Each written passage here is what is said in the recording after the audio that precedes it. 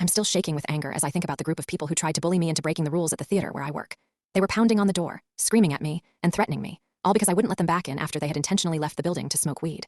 I was the one who had to stand firm and tell them that they couldn't come back in, no matter how much they yelled or pleaded.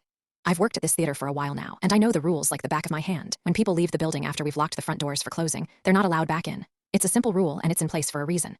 But this group of people seemed to think that they were above the rules, that they could just come and go as they pleased. They had stepped out to smoke, and I had warned them that they wouldn't be able to get back in. But they just laughed it off and told me that they would be fine. So when they came back, pounding on the door and screaming, I was taken aback. I tried to ignore them, I really did, but after about 5 minutes of listening to their antics, I decided that I had had enough. I opened the door, and immediately, they started cussing me out. They were furious, and they started telling me that they had left a little boy alone in the crowded auditorium while they went out to smoke.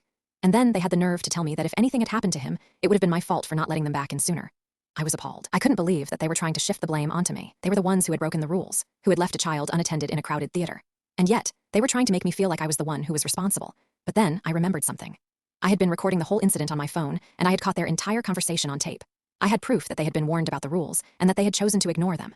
And I had proof that they had left a child unattended, and that they had tried to bully me into breaking the rules. So I stood my ground, and I told them that I had the whole incident on tape. I told them that I would be happy to share it with the police and with the theater management. And you know what? They suddenly got very quiet.